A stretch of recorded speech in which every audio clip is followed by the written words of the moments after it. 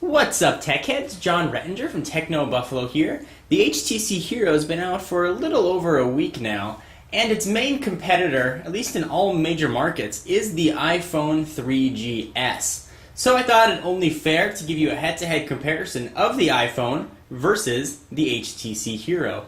This is just part one, and it's going to cover browser and keyboard input. Let's go ahead and get started. Also, I want to mention one more time, this is the 3GS, and this, of course, is the HTC Hero. That does not have US 3G bands. So these tests are going to be conducted on Wi-Fi using the same Wi-Fi network. We could do a test over edge speeds, but edge speeds are going to vary depending on where you're at. Wi-Fi sort of levels the playing field. Let's go ahead and get started. I'm going to go ahead and open up each browser. So there's Safari. This is going to load HTC's website. So the comparison site that we're going to use is technobuffalo.com, and I'm going to go ahead and input that right now, and we'll start the loading process. Okay, so we've got it queued up and ready to go on both devices here, and this is just going to measure the speed, again, over the same Wi-Fi network, of how quickly it loads a standard website. So I'm going to go ahead and try and hit go at the same time here, or at least as close as I can get. Much more difficult than it looks. There we go, and they are both off. The iPhone 3GS does have a little faster processor, and it's already loaded the site. And the Hero just finished, so a little bit behind. The iPhone definitely was a clear winner there. So let's check at how smooth navigation and scrolling is. With the iPhone, scrolling is very smooth. I can scroll down to the bottom pretty quickly, and I don't get any sort of pixelation letting me know that it's loading. It's very instantaneous, and it looks very smooth. Its physics engine goes nice and easily with my finger. When it gets to the top, it does a little bounce. And let's see how it looks on the HTC Hero. On the iPhone, you'll notice that it's actually scaled to have the whole site fit in on the iPhone, it's scaled to have the whole site fit in. On the HTC Hero, it's sort of zoomed in on the upper left-hand corner. Let's see how it looks with scrolling. Scrolling is still pretty smooth. No pixelation either. You don't get the same sort of bouncing on the physics engine, but it does work, and it works quite well. We're going to call this one a draw. You get the feeling that both do a very quick and relatively painless job at navigating around. So both these devices do have multi-touch, so let's check out how that multi-touch works. On the iPhone, of course, the famous 2 fingers. So this is the Techno Buffalo beta site that actually all our beta testers are seeing, so you'll get sort of a sneak preview. Take 2 fingers, can zoom in. So how smooth that was, and it kind of clears up the text, and you can see here's a note to our beta testers. Go ahead and zoom out, zoom in, zoom in, zoom out. See, it's very quick. And we can do a double tap to zoom in, double tap to zoom out. Now, the HTC Hero claims to have the same features, so let's put that to the test and see how they work. We're going to use the same 2 fingers, and we will zoom in and zoom out. Zoom in on the same part here that we're using before. There's some text. Zoom in, zoom out, zoom in, and zoom out. Takes a little bit longer. It's not as fluid, but it definitely works and really works quite well. The double tap that I showed you earlier, double tap in, double tap out.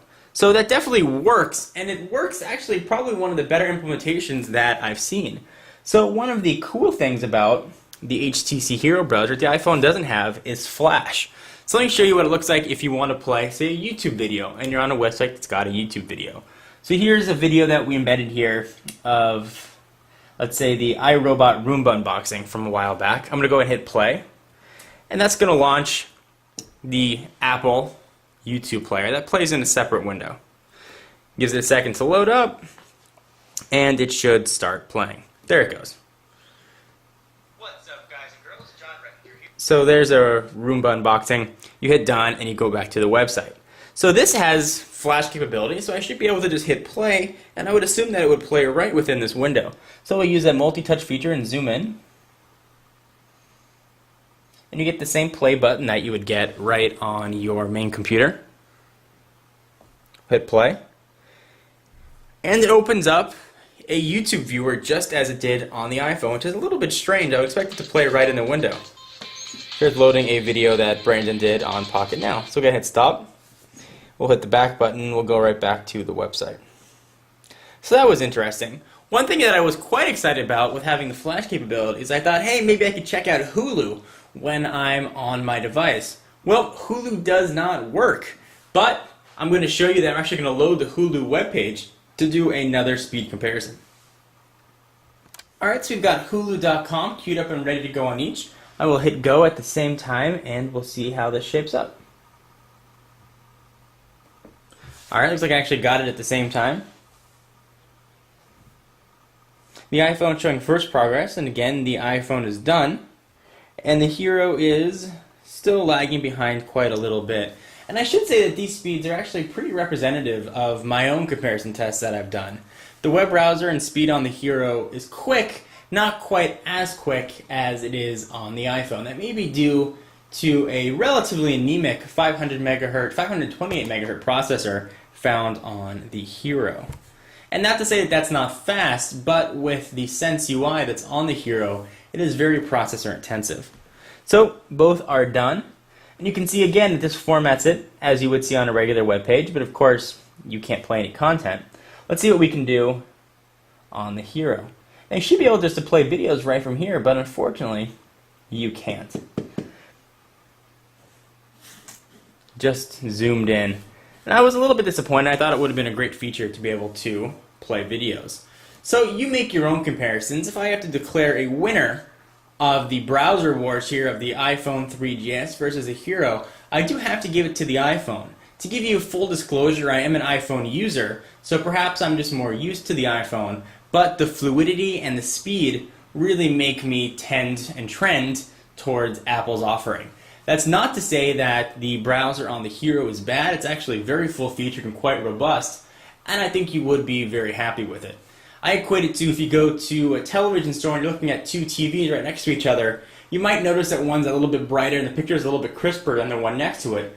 But if you take the lesser of those TVs home and you put it up on your wall, it's going to look fantastic, and you'll never know and never remember how it compared to that one TV sitting next to it. So let's go ahead and move on to the next phase of our competition, the keyboards. So here are the two portrait keyboards found on the devices, certainly the iPhone people may be familiar with, and the keyboard that is found on the HTC Hero.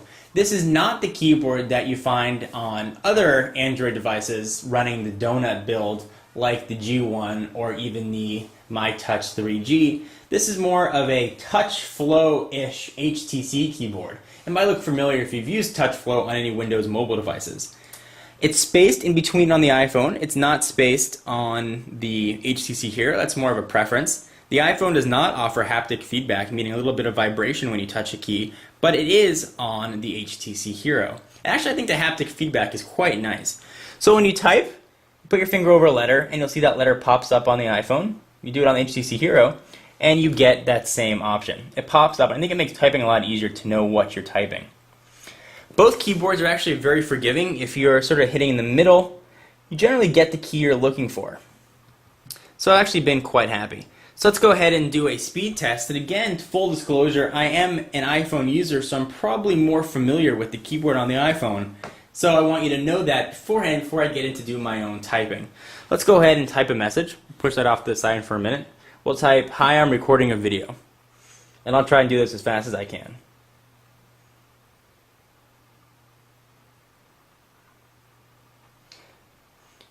So hi, Ian. There was a little bit of mistake there, and you saw some autocorrect, but it is quick, and it is, I think, relatively easy to use, and maybe just because I'm familiar with it. So we'll move the iPhone off to the side, and we'll try it on the Hero. No recipients. That's okay. Let's go ahead and start typing.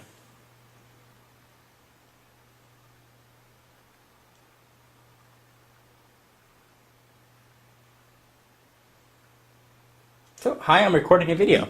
That actually got it right. I think I massacred the spelling, but the autocorrect that you may have seen stepped up. So while we're talking about autocorrect, let me show you how that works on both devices. So let's say I am typing away on my iPhone, and I mean to spell the word every. So E-V, and I don't hit the E, I hit the W, R-Y. So there it goes. It tells me that I've got misspelled a word, and if I want to accept it, I just hit space, and it'll change it. And if I want to keep the misspelling, because maybe it's an abbreviation or something, I just tap that little X. And that's how it works on the iPhone. So how does it work on the Hero? Let me show you. I'll do the same mistake here. And you'll see that as I type, it starts to fill in the word. And if I want to just keep typing, I can, and it'll automatically autocorrect it. If I don't want to use the word that's autocorrecting, I have to actually hit the one next to it. So that's what it uses in place of the X. The autocorrect feature and sort of the word filling in as you're typing on the HTC Hero was actually quite good, and I was very impressed with it. So one of the things that both of these offer, in addition to these portrait keyboards, is a more roomy landscape keyboard. So let me show you what both of those look like. In addition, I'm going to show you the screen rotation time. I know that's a software feature, but also can compare maybe the hardware speed and the responsiveness of the accelerometer on each device. So let me show you that first on the iPhone. I'll go ahead and give it a turn. It takes a second, and there you get your landscape keyboard. On the Hero, screen goes gray a little bit, and then it will rotate. So we can pull back a little bit and do both of those at the same time and see if we can see the speed that these rotate. So it looked like the Hero was a little bit faster there. Let's try it one more time. The other way. And the iPhone was a little bit faster there. So it's really just going to depend on your usage. Landscape keyboard, it's sort of the same keyboard that you're used to on most non-physical QWERTY devices, and it follows the same rules that I talked about earlier. Very easy to type on, quite easy to use. If you want to type numbers or symbols, there's a number and symbol button that'll pull all that up. Same thing on the iPhone.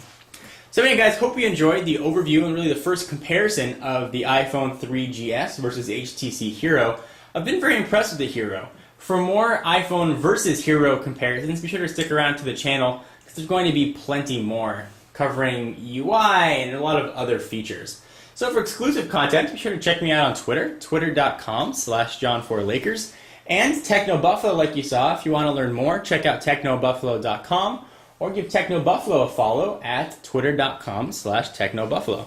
And I will see you guys in the next video. Bye-bye.